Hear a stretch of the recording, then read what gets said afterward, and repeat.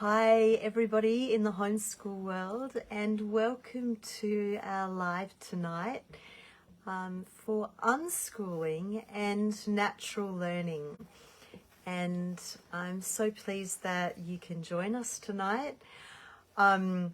This is a really popular topic in the homeschool world because it's the way a lot of long-term homeschoolers think.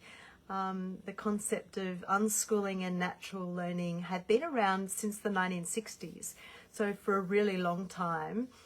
And it's a mindset, it's a way of life, and there's a whole variety of definitions about what unschooling and natural learning are. And people tend to either think of themselves as natural learners or as unschoolers or not. A lot of us have in our heads where we fit or don't fit in that world. And so I really want to welcome you if you're jumping in here tonight. Emily said she's super excited for this one.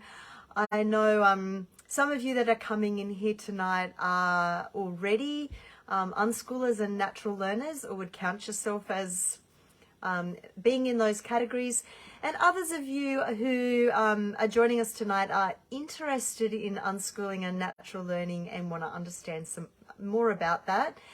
And also, you might be wanting to think about unschooling natural learning. You like the idea of it, but you're just not quite sure how that works. You don't know if you can do that. You and are also not sure about the idea of curriculum, and is it possible so one of our questions tonight is it possible to be an unschooler, to do natural learning and then use a curriculum? And so we're going to talk about all those things tonight. And so first of all, what would be really helpful is we want to share with each other, because as a community, I don't have all the answers. I have to say, actually, if I was going to define myself, I never started as an unschooler. I was a teacher, and I didn't start my homeschool journey as an unschooler at all. And even at the point that we became a lot more unschooly out of necessity, I think for a lot of us, our kids' life push us into unschooling, some of us kicking and screaming. What's been really interesting in that journey is I've got friends who really genuinely are unschoolers, and they have still sent their kids to my classes.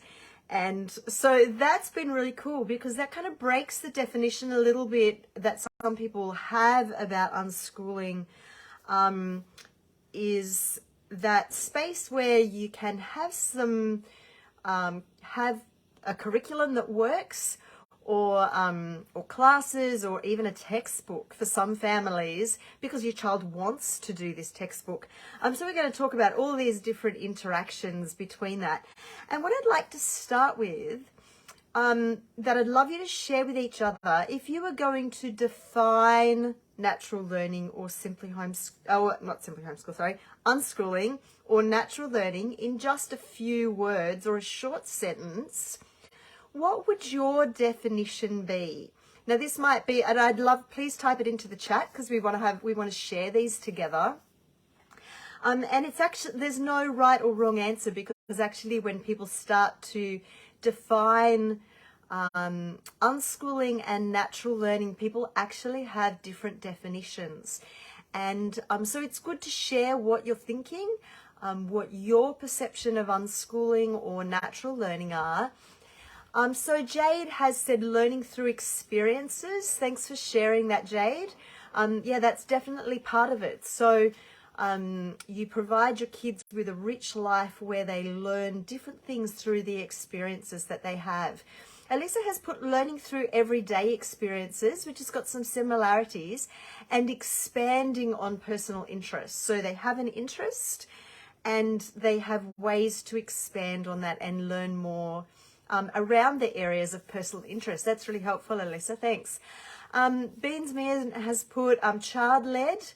I think that's a pretty significant aspect that most natural learners and unschoolers would say, that it's child-led rather than teacher directing. And that you help them to source the resources that they need to do the things that they want to do or learn the things that they want to learn. Yeah, that's really helpful. Thanks for that. Emily has put following her child's interests. And so there's a really strong understanding within the idea of natural learning and unschooling that it's very child-led. Parents are very aware of what their child is interested in or what their children are interested in, and are really willing to put in the effort to help resource what their child needs to pursue those interests in the best possible way that is best for your child, because you know your child and you love your child. You want your child to have a really good education. And so you're providing the resources that they need and the opportunities that they need to help them to pursue the interests that they have. We've got a few more things in here. So Bold Bear Ladybug has got learning through everyday living, lots of travel, and working within the family unit. So it includes working and learning and travel. So I think there's some other people that are traveling families. Nika Sunshine has put following her passions as they come up and appreciating all different kinds of learning experiences everywhere you go.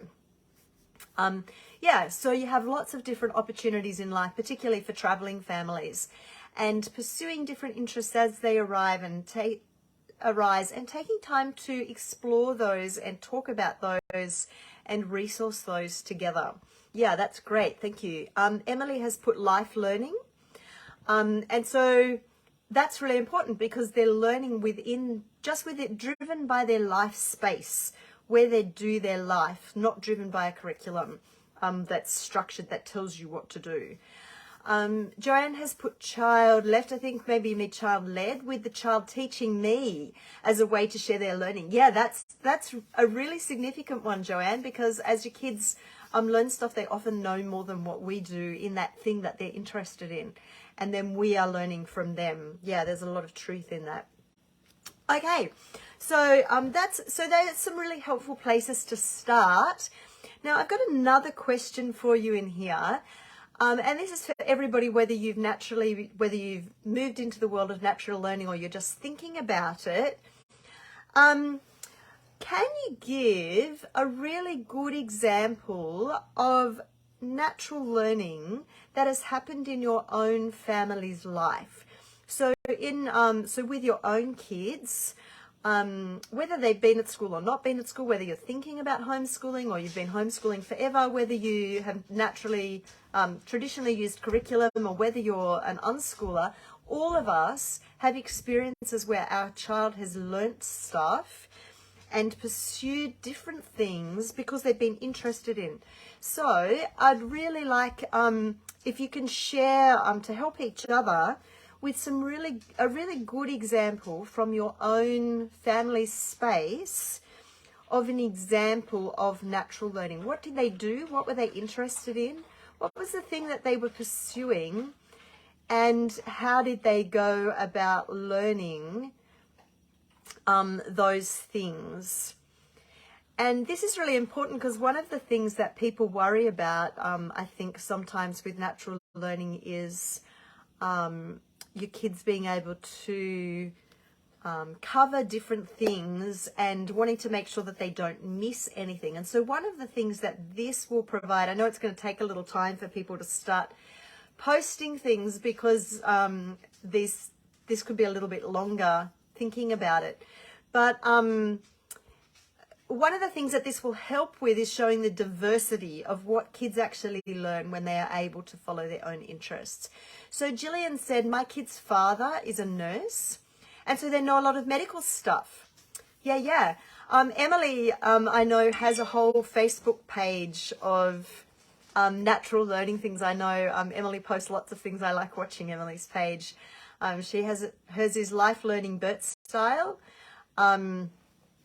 Yeah, I know you have lots, Emily. If you could pick one of your favorite, most recent ones, Emily, what would that be? So we're just watching for, the question is, what's an example of natural learning or unschooling that's happened in your family? So Gillian said he's done a lot of aged care, so they have a very deep understanding of and respect for old people. Yeah, so sometimes it's not just, well, actually mostly, it's not just content. It's things about attitude and understanding and respect. All those things are really important. I'll give you a couple of examples of mine. One of my kids was very interested in human biology. So she had wanted to be a nurse since she was really little and really interested in human biology. So in high school, that was really the only subject she wanted to study. She spent a lot of time watching Grey's Anatomy, but she also had a textbook. So she had a textbook that that she learned a lot from, that was actually really helpful then when she went to uni to do nursing. So Emily's also mentioned their farm. So farms have heaps of learning opportunities, and they've got a baby calf. Yeah, I saw they've got a sick baby calf, Solomon, and you learn so much from farms and farm animals. Alyssa said, we travel Australia. Our son became very interested in Aboriginal history along the way, and this has led us to Uluru, where we participated in workshops, and he talked to Aboriginal elders. All this information stuck. He's 6 and could tell you so many things about Aboriginal history and culture. Yeah, so Alyssa has been able to facilitate and resource her child's interest in Aboriginal history and provide something that was very real and very memorable for him, that he really understands. Holly has said, my daughter is really inquisitive and uses Siri to learn things of interest. So being able to ask Siri questions, she knows everything there is to know about bearded dragons and guinea pigs, etc. She teaches me about animals all the time. Yeah, so Siri is a great way to learn, that kids can learn when they're interested in different things. Kate says, my daughter loves to cook. So she's taught herself how to prepare all kinds of different meals and sweet treats, and she's starting her own catering business now. Kate, you might like to mention how old your daughter is, because starting a business in something that your child is interested in and supporting them to start a business is such a good learning experience, and it's a way of facilitating their learning because they're highly motivated to participate in that when it's their interest. Emily has said they travelled for 12 months in a bus, and that was really good for learning experiences, particularly the dinosaur trail. So yeah, that's another way that you've been able to facilitate your kids learning about dinosaurs by following that dinosaur trail while you were travelling. Tracy said, we moved to a farm and the kids were interested in chickens. So chickens are just the best. So we got some and raised some from eggs. Lots of learning around farming in nature. Chickens are amazing for learning. We used to have chickens. My son used to breed chickens for a while. He wanted to be a chicken farmer. He actually had a rooster that he used to hypnotize and carry around upside down on his head.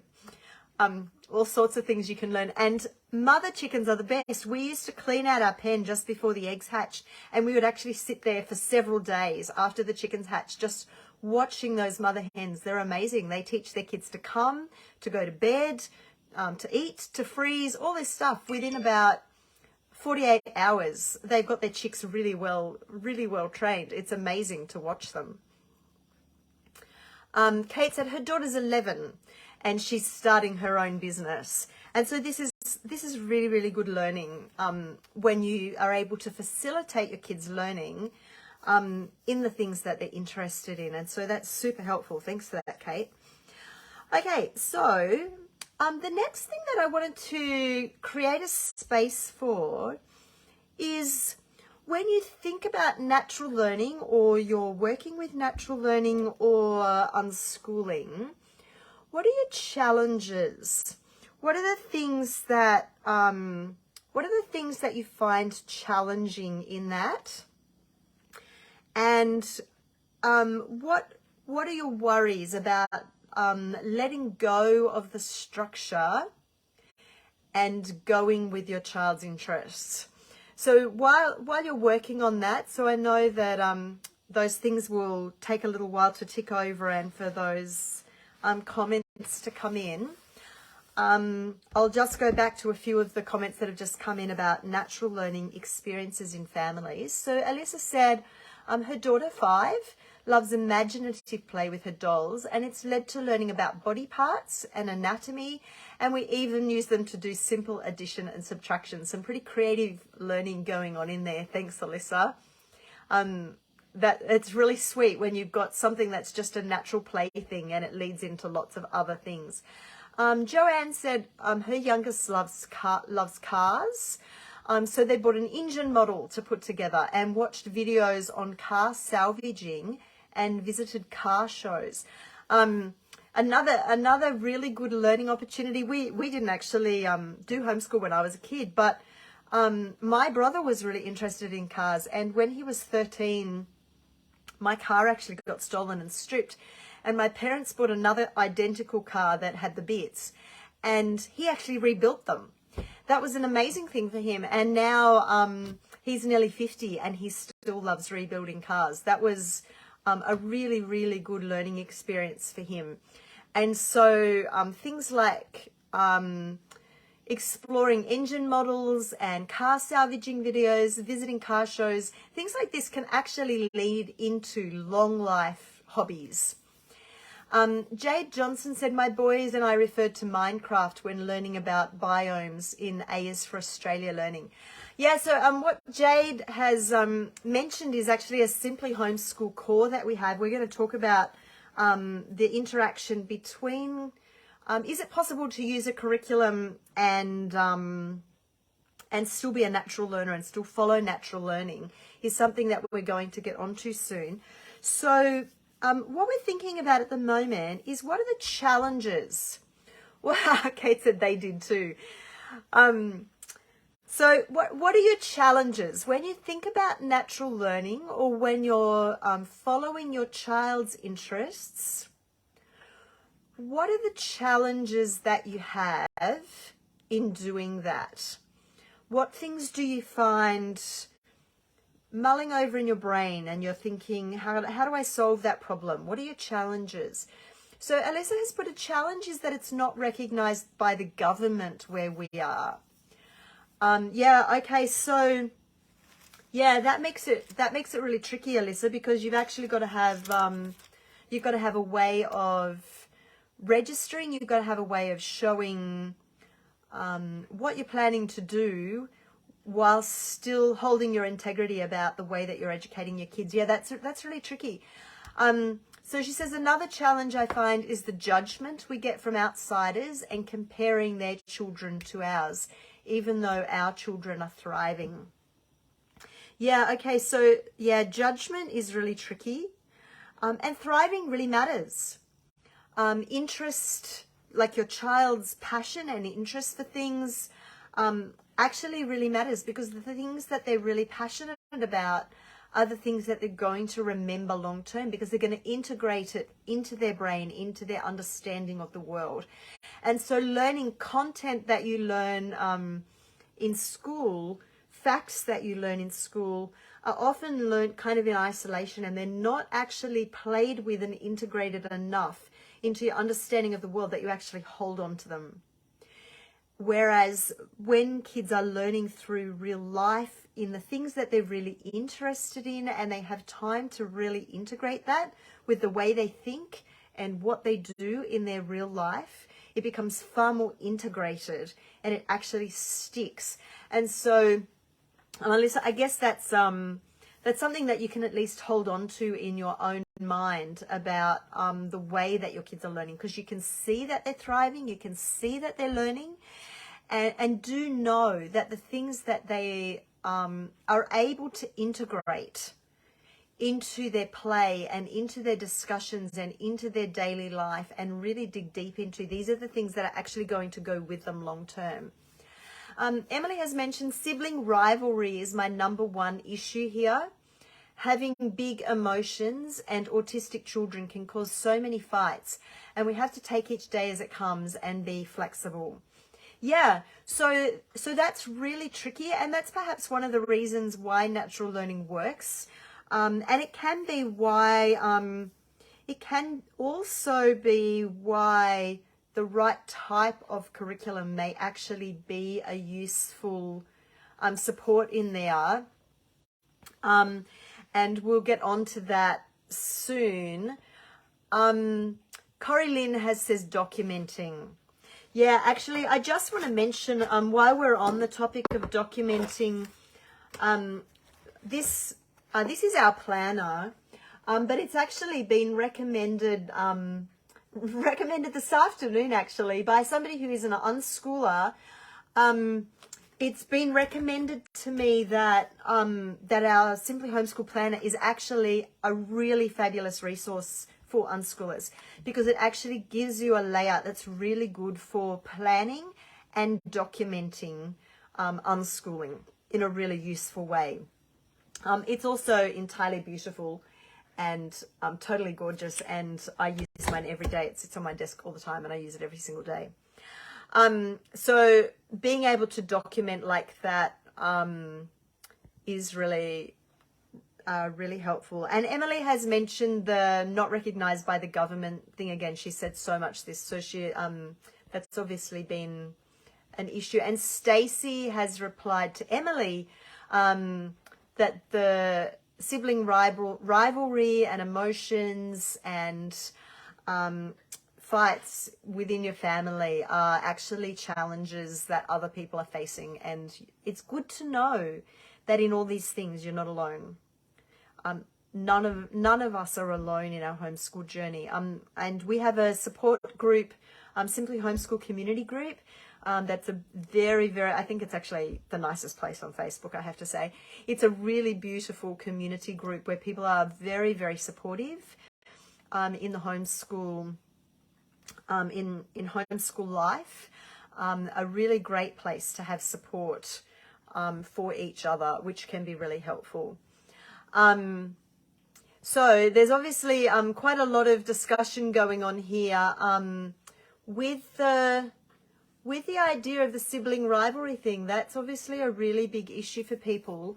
Elisa had said they have this issue as well, and they want her attention 100% of the time, which makes it really hard for her to have one-on-one time with her kids, which is tricky when you're trying to follow each child's natural learning. Joan says, try to trust the natural learning without any of the school structure. Yeah, absolutely. I think that's really tricky when you first come out of school, particularly. Worrying about what they're missing while focusing on special interests and capturing learning without report writing. Joanne, I think you've captured what a lot of people would agree with. How are you going to know that they're going to cover everything? What if they never decide they want to do maths? Because they're so focused on their natural interests, how can you be sure that they're going to actually get enough of the subjects they don't naturally pursue? And we're going to talk about that very soon as well, and some strategies around there. And capturing learning without report writing. So I think I mentioned in one of the earlier lives that we did, one thing that you can use this for is actually to record topics of conversations and questions that your kids asked.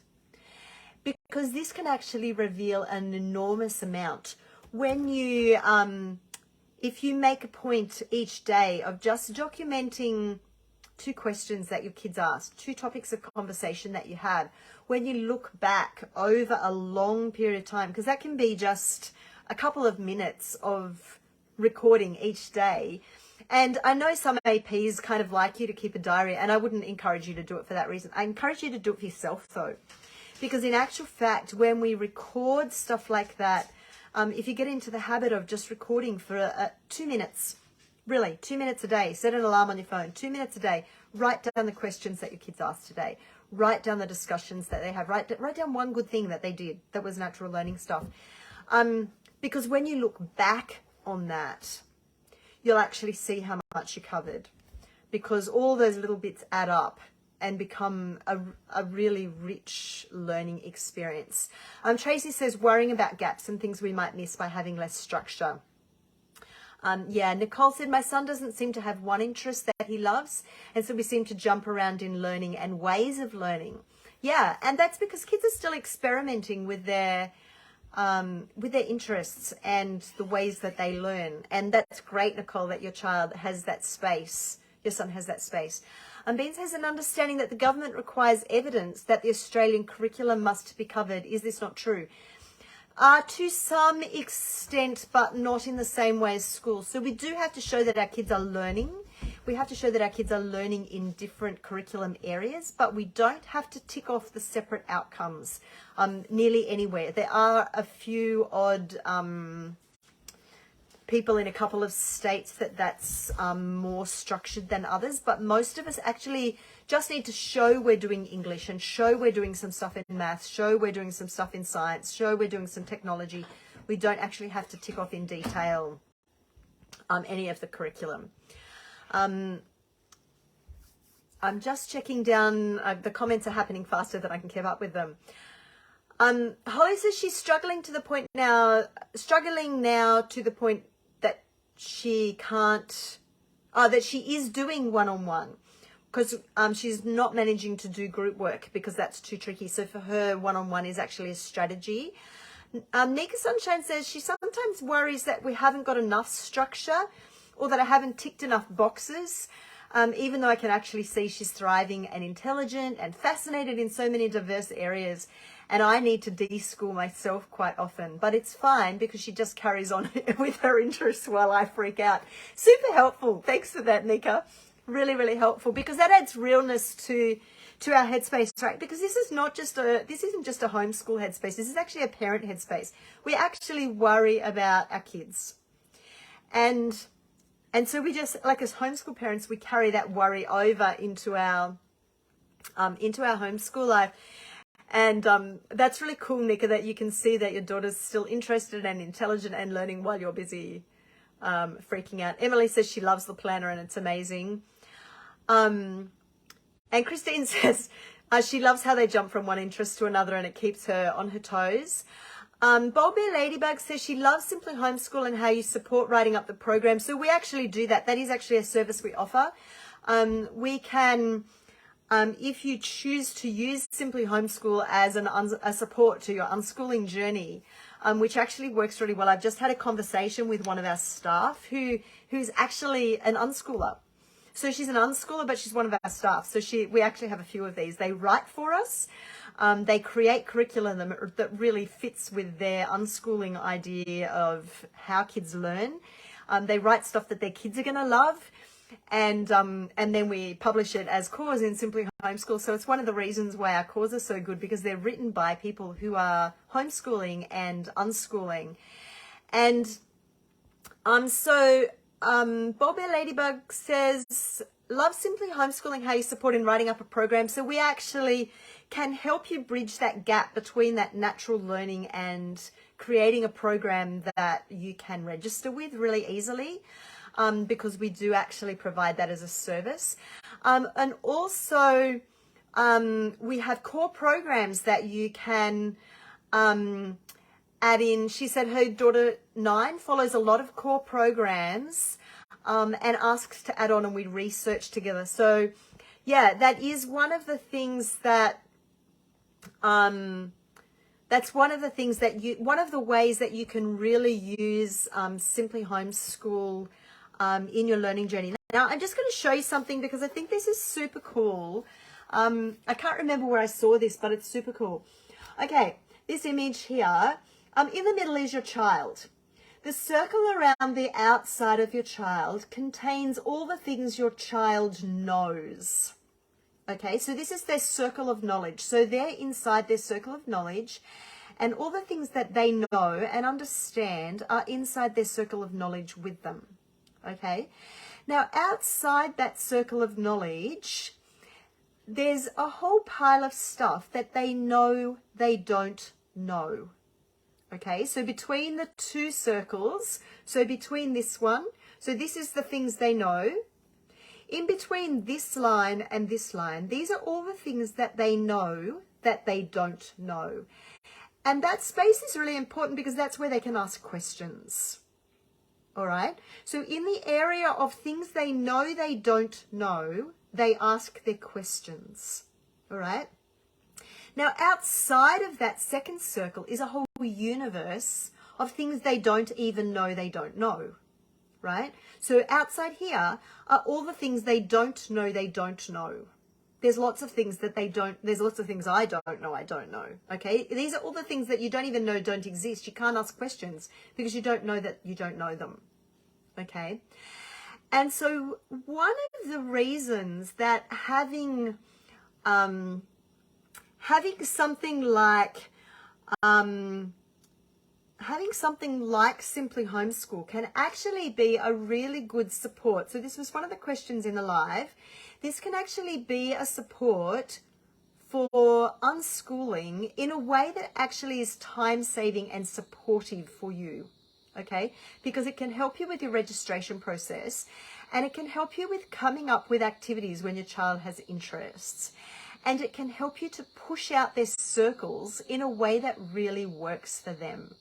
Okay, now this is because when you know your child, what you want to do is you want to keep helping them push out those circles. You want to help them push on the things that they know until they increase their knowledge.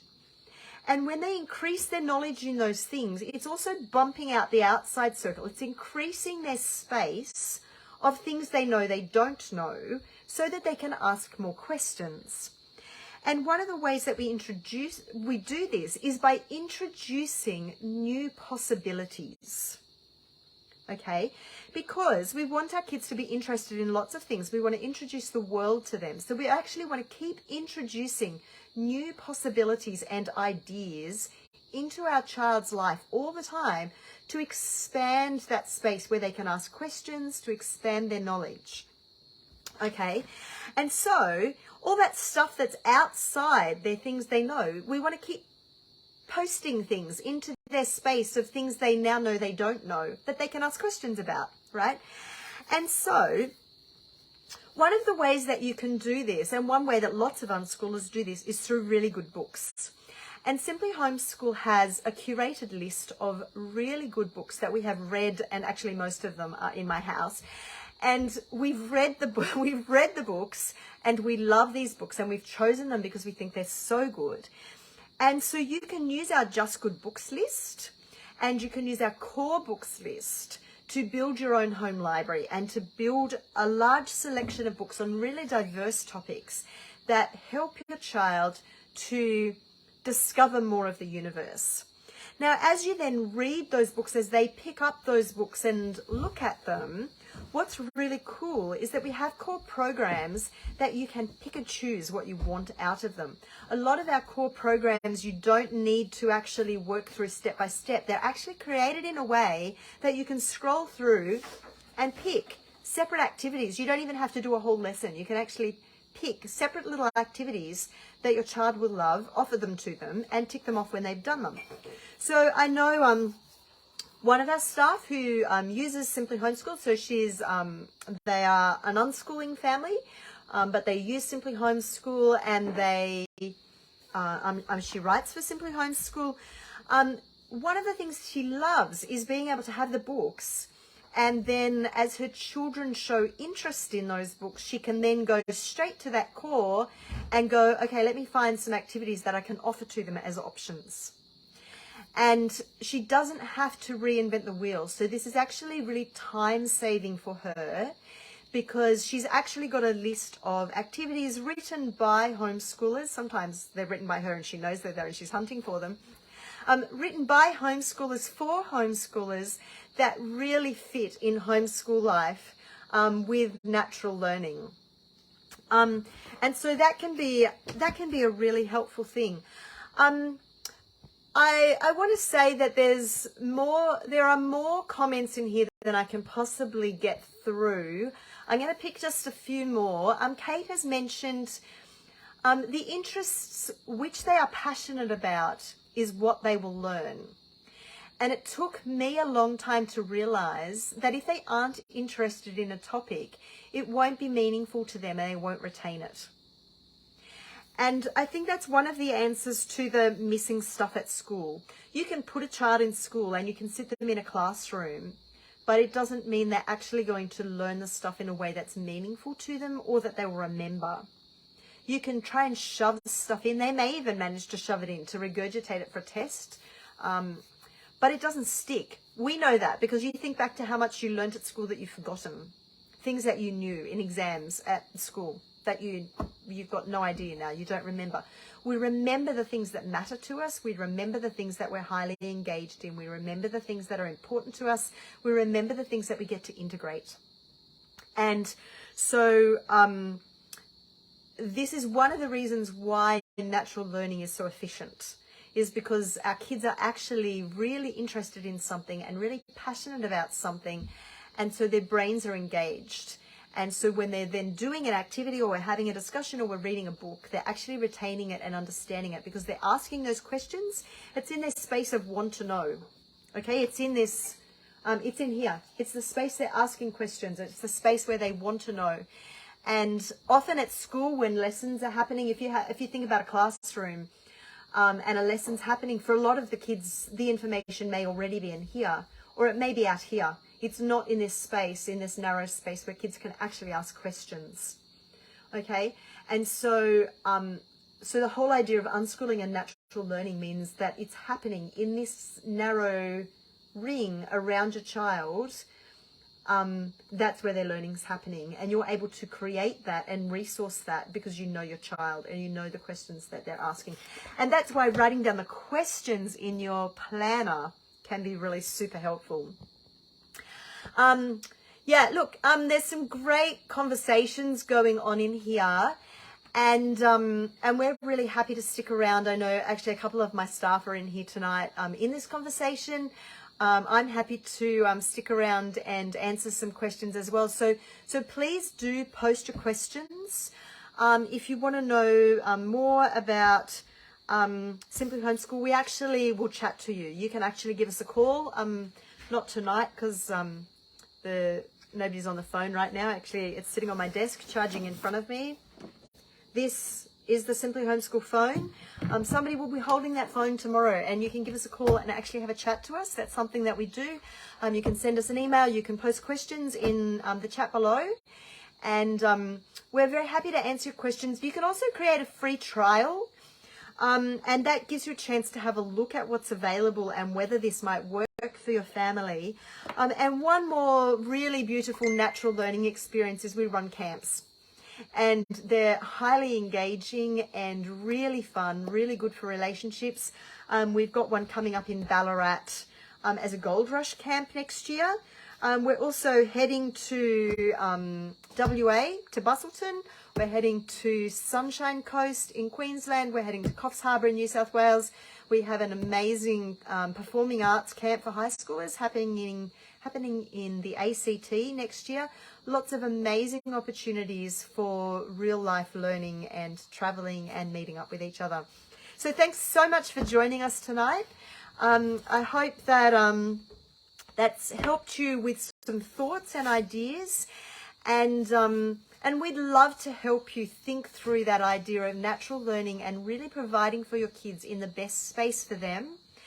And so please do keep posting your questions. If we haven't answered them yet, we'll come through and happy to have conversations with you about those things and answer some more questions. So please do keep posting, and please share this around because this is a great conversation to have. And so sharing this with other people that are negotiating this natural learning journey, and I just want to say there's no shame in support. Okay, all of us we work well with support. We actually need each other. Okay, and so there's actually something beautiful about walking the journey together and supporting each other and sharing this journey together. And so whether that's through conversations, whether that's through having a really flexible curriculum that supports you with a community connected to that, coming to camps, things like that. And we want to walk this journey with you and help you in your journey, because every homeschool journey is unique. And whatever you are doing for your kids in your family, you are the one that loves them most. You are the one that cares about their education most. And you really can do this. So thank you so much for joining us tonight. And we really love walking this journey with you, and we wish you all the very best on your natural learning journey.